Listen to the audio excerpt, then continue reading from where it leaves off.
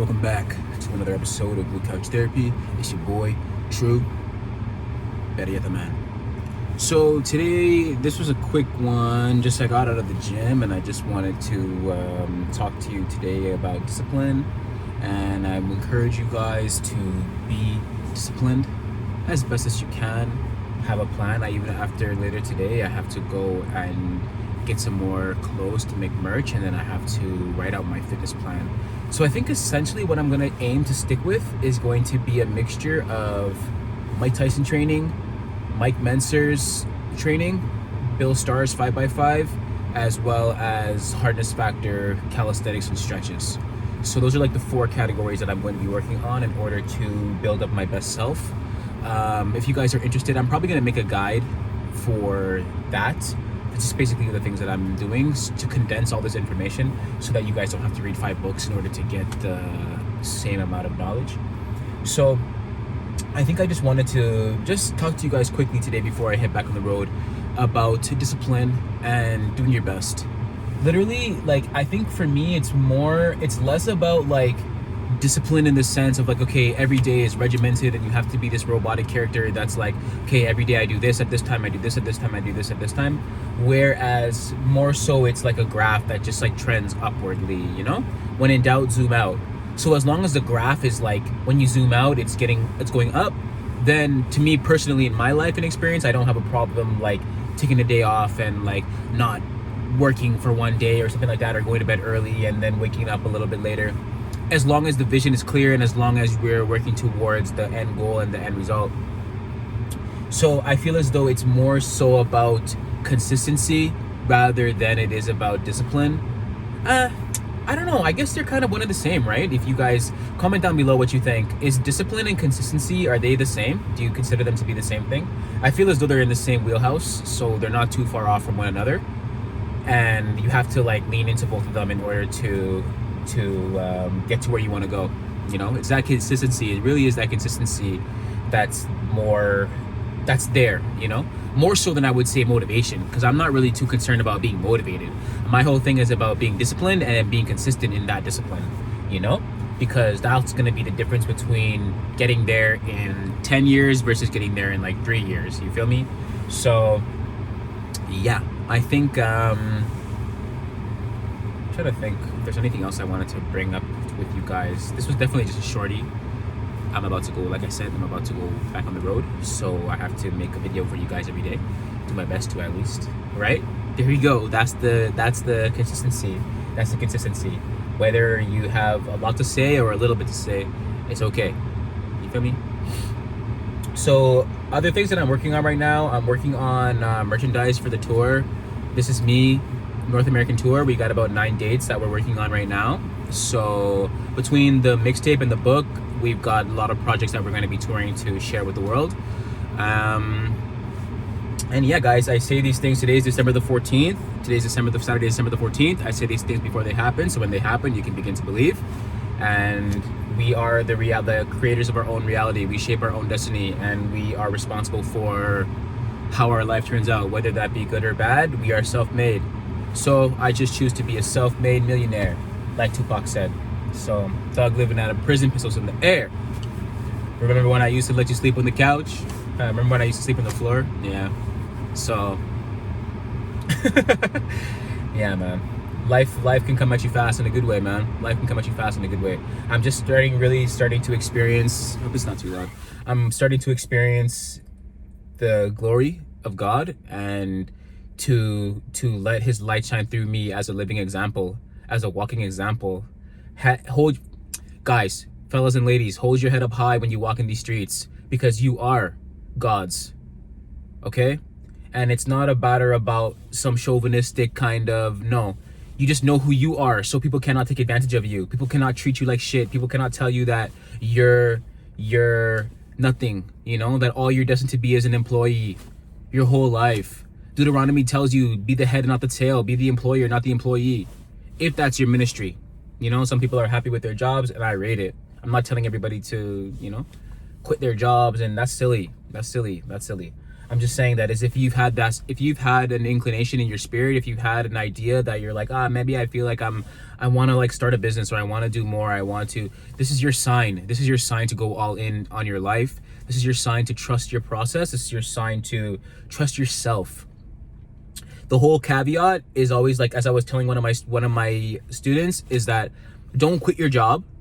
Use that money and funnel it back into your business.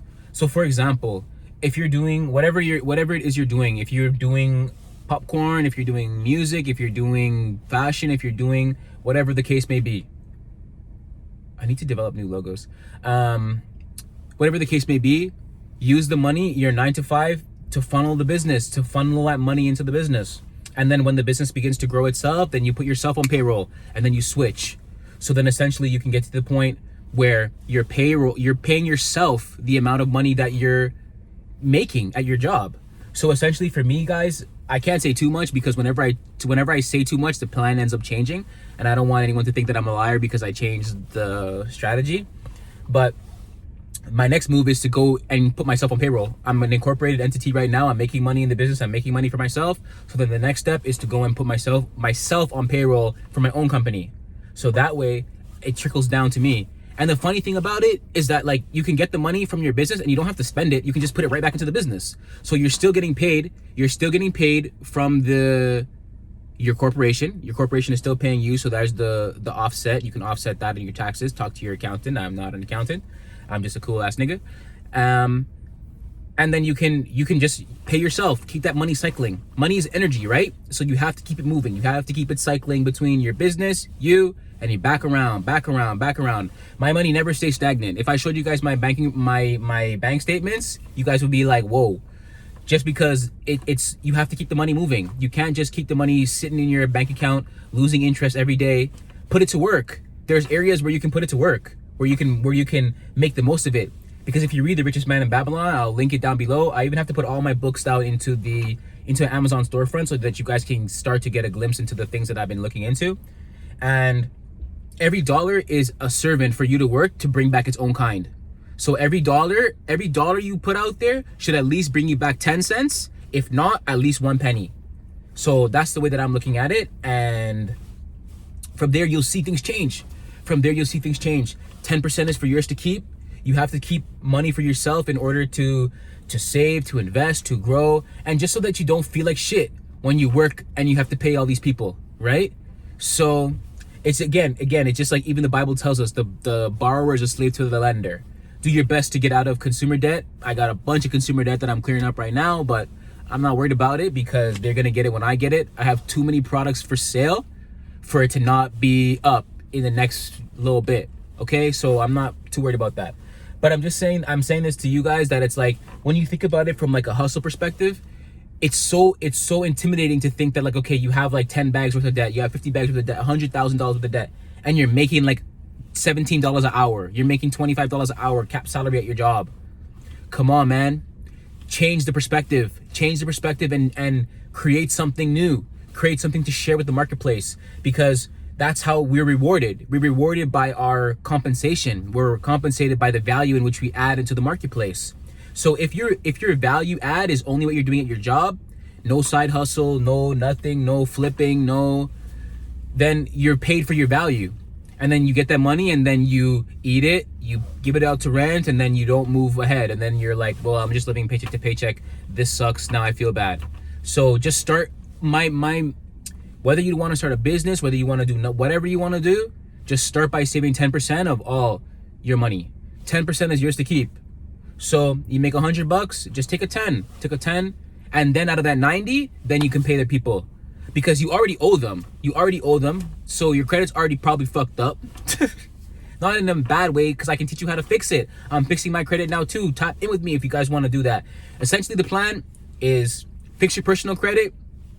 And if you're an incorporated entity, then become a personal guarantor, and then use that money to go get business funding, and then get money, do business. Don't do business to get money. Get money, do business. Derek Whitehead taught me that, and my life changed forever. So just all over the place today, eh? Between money, discipline, organization. I gotta get organized too. Organization is a key thing, so we'll have to develop some kind of product or system for organization. But that's pretty much it, guys. I'm about to go again. I think I said that probably like 3 times already. I'm about to go right now. Now I'm wrapping up for sure. Love you guys lots. My first book, How to Get It, A Brief Guide to Getting in Tune with Your Inner Self. Well, that's what I was gonna say. Literally, like, I wrote the book about how to get in tune with your inner self, and I'm living the message. I never would have thought, guys, I never would have thought my life would be like this, and it would transcend this way. When I used to work in the warehouse and I would cry, when I used to roof and I would get off work and my hands would be so dirty and they would cramp up, and I was crying on the way home because I was like, I don't want this to be my life. But I've changed it now. So you can too, guys. You can too. If I can change my life, you can too. Okay? That's my only preach. My only preach is that if I can change my life, you can too. First book, How to Get It, A Brief Guide to Getting in Tune with Your Inner Self, is available now. You can find the links down below. My first mixtape, How to Get It, is going to be available. No, sorry. The first mixtape is This Is Me, Volume 99, is going to be available shortly. Working on the merchandise for that now. Soon you'll be able to pre-order merch. And tap in with me, man. Tap in with me. We've got 9 cities on the tour that we're getting ready to go to. So holla at your lad. Holla at your lad, man. It's your boy, True. I'm out. Love you guys lots. Until the next time, okay? Peace.